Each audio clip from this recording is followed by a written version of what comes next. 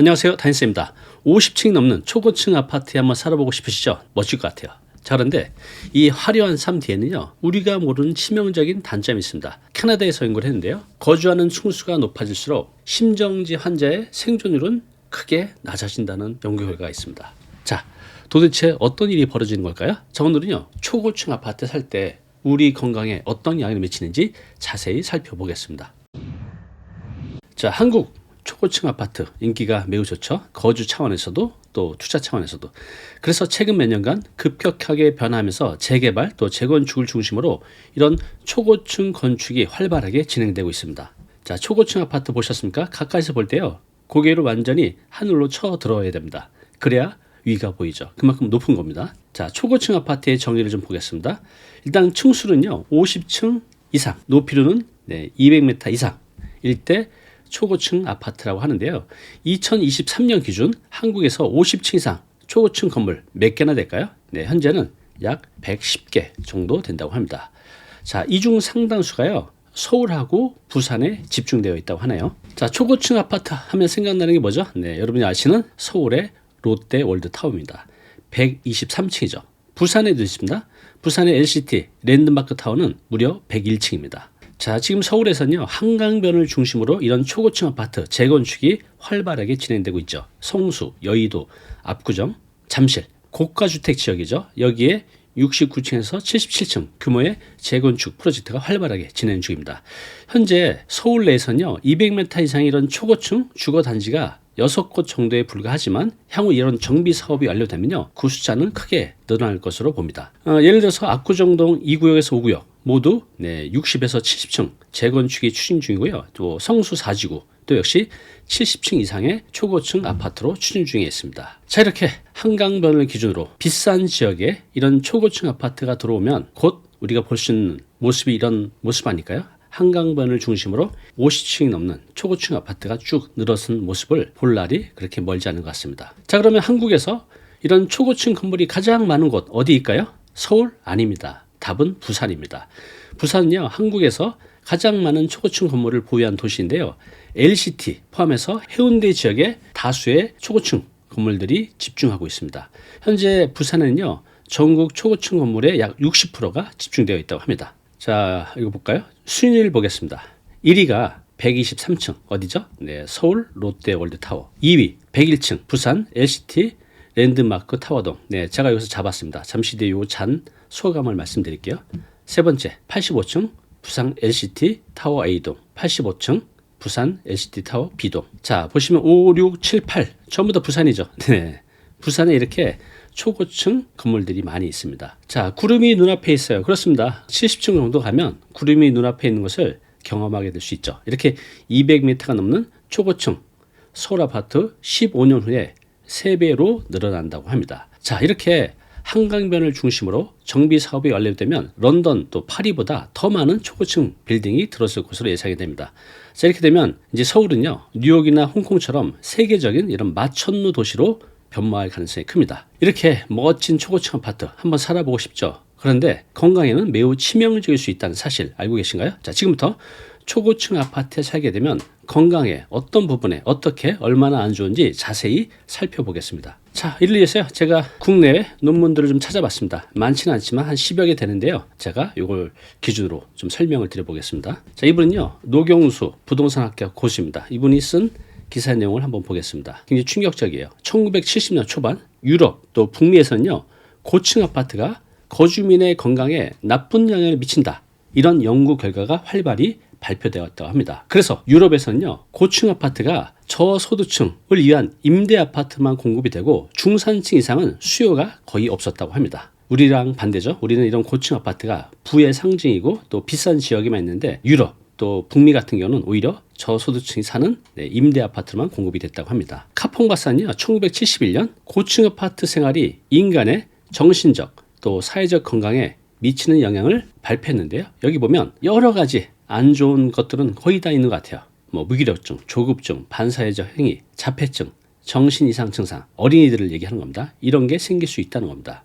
또 오사카 후미오 교수님이 발표한 내용에 보면요, 초고층 아파트에 사는 임산부의 유산, 사산 등이 저층 임산부보다 무려 2배 이상 높게 나타났다고 합니다. 이거 외에도 다양한 부정적인 연구 결과가 있습니다. 자, 고층 아파트에 살면 집에서 심장마비에 살아남을 확률이 줄어든다는 뉴스 기사입니다. 거주층이 심정지 생존율을 결정할 수 있다라는 이제 캐나다 연구 결과인데요. 보겠습니다. 자, 1, 2층에 사시는 분들이 심정지가 왔을 때 생존율 4.2%. 그런데 16층 이상에 사시는 분들은 0.9% 확 줄죠. 그런데 충격적인 거 25층 이상 생존자는 단 한 명도 없었다고 합니다. 자, 그러면 도대체 왜 층수가 높아질수록 심정지 환자의 생존율이 확 줄어들까요? 심지어는 25층 이상은 단 한 명도 없었다고 합니다. 자, 그 이유는 바로 시간입니다. 왜냐하면 응급 상황에서는요, 요 1분이 생사를 가르는 시간이라는 거죠. 정말 중요한 시간이죠. 그런데 심정지 환자의 경우요, 응급처치가 1분 지연될 때마다 생존율이 7에서 10% 정도 감소한다고 합니다. 자, 그런데 고층, 초고층 아파트에 우리가 119를 부르면 이런 구급대원들이 환자에게 도달하기까지 저층보다는 시간이 훨씬 더 오래 걸리죠. 거의 대부분 1분 넘어갑니다. 25층 이상이 되면. 그래서 캐나다에서 연구한 25층 이상에서는 생존율이 제로였다는 겁니다. 여러분들 초고층 아파트 일단 일반인들이 진입하는데 시간이 많이 걸려요. 그 출입구 앞에까지. 그리고 건물이 높다 보니 기다리고 또 올라가고 또 복잡하죠. 구조가. 그렇다 보니 구급대원들이 거기까지 도달하는데 많은 시간을 잡아먹게 됩니다. 자, 부의 상징 강남 타워팰리스 여기 잘 아시죠?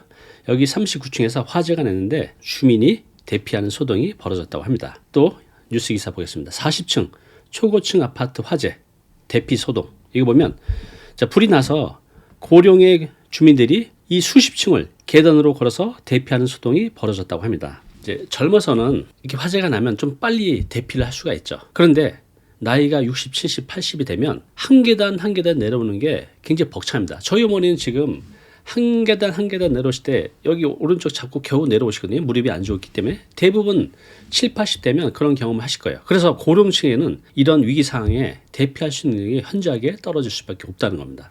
자, 고층 아파트에 살면 다양한 문제가 있죠. 좀 더 자세히 들여다보겠습니다. 자, 고층 건물에 사는 사람들 여러 가지 고민들이 있는데요. 여기 보시면 최근 조사에 따르면 도시 고층 빌딩에 거주하는 사람들의 생활습관병 걸릴 확률이 더 높다는 사실이 밝혀졌다고 합니다. 자, 그럼 지금부터 우리가 고층 아파트에 살게 되면 어떤 문제들이 있는지 좀 더 자세히 들여다보겠습니다. 자, 첫 번째는요, 실내 공기 오염입니다.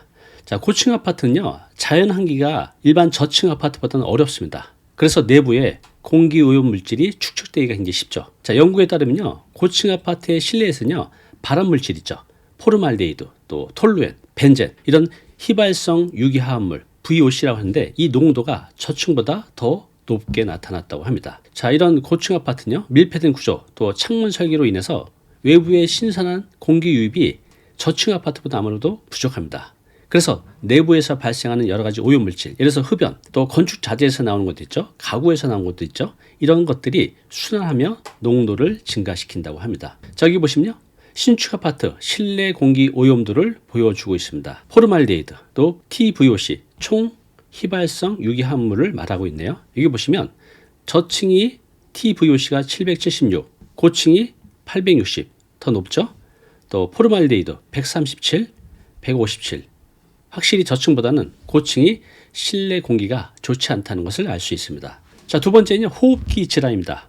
자, 이렇게 환기 너무너무 중요하거든요. 저는 지금 추워도 매일 아침 일어나자마자 환기를 해요. 낮에도 환기를 합니다. 저희 어머니에게도 제가 말씀드려서 환기를 춥지만 주기적으로 하라고 제가 잔소리 하거든요. 왜냐하면 너무너무 건강에 중요하기 때문에. 자, 그런데 고층은 아무래도 이 환기에 좀 어려움이 있습니다. 이렇게 환기가 부족하면요, 미세먼지 또 라돈가스 같은 유해 물질이 실내에 축적되기가 쉽다는 겁니다. 이렇게 되면 천식 또 기관지염, 비염 이런 호흡기 질환을 유발할 확률이 점점 높아진다고 합니다. 자, 세 번째는요, 피부 및 신경계 질환입니다. 이렇게 밀폐된 환경에서 발생하는 화학물질은요, 피부염 또 두통 같은 증상을 일으킬 수 있다고 하네요. 자, 그런데 문제는 뭐냐면 이런 신경 독성이 있는 이런 물질이 장기적으로 노출이 되면 건강에 악영향을 미칠 수 있다는 겁니다. 자, 네 번째는요, 정신 건강의 문제입니다. 이렇게 공기 질이 안 좋고 하면 이것 때문에 이제 스트레스를 받게 되고 이것 때문에 정신적으로 우울감을 느낄 수도 있다고 하네요.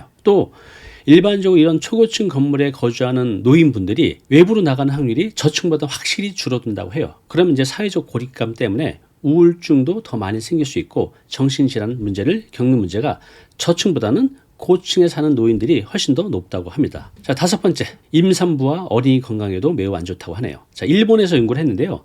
고층 아파트에서 거주하는 임산부의 유산 또 사산의 위험이 2배 이상 더 높았다고 합니다. 이것은 실내 공기 오염과 관련이 있을 것으로 보고 있다고 하네요. 자, 특히 노약자인 임산부 또 어린이 노인에게는 이런 호흡기 질환에도 더 쉽게 노출될 수 있다고 합니다. 물론 건강한 사람들은 이런 데 사는데 크게 느끼지 못하겠지만 노약자에게는 이런 것들이 계속해서 반복해서 오래 노출이 되면 건강에 문제가 될 수 있다는 겁니다. 자, 그럼 이번에는 고층 아파트에서 생길 수 있는 기립성 저혈압에 대해서 알아보겠습니다. 자, 기립성 저혈압 굉장히 위험하죠. 여기 보시면 탤런트 한가인도 기립성 저혈압 때문에 5년간 고생을 했다는 얘기입니다. 자, 이게 왜 위험하죠? 기립성 저혈압, 특히 어르신들에게 굉장히 위험합니다. 여기 보시면 기립성 저혈압은 노년층 실실 원인의 3분의 1가량을 차지할 정도로 흔한 질환이라고 합니다. 저희 어머니를 보면 알아요. 천천히 일어나야 되는데 이제 벨소리가 나서 또 어떤 상황이 돼서 좀 빨리 일어날 때 어지러워 이렇게 하시거든요.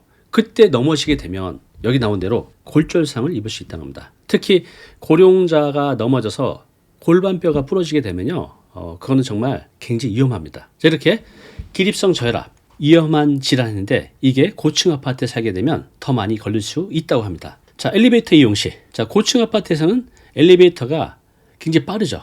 그래서 속도 변화도 빠르고 압력 차이도 그를 통해서 빠르게 나타나죠. 고층과 저층을 왔다 갔다 하면서.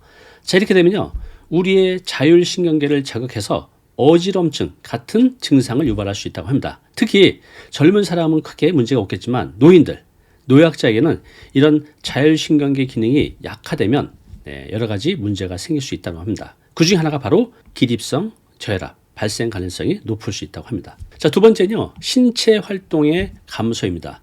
고층 아파트에 사는 고령자는요, 외부 활동 빈도가 저층 사는 노인보다 상대적으로 낮다고 합니다. 또 엘리베이터 의존도가 높기 때문에 우리가 이제 계단을 통해서 운동하는 것도 굉장히 중요한데 이런 신체 활동이 확 줄어든다는 거죠. 자, 이렇게 신체 활동이 부족하게 되면 여러 가지 질환이 생길 수 있죠. 특히 기립성 저혈압, 이 바로 활동을 많이 하지 않을 때 생길 수 있는 질환 중에 하나라고 합니다. 자, 세 번째, 기압 및 상소 농도의 차이입니다. 자, 고층은 저층에 비해서 기압이 낮죠.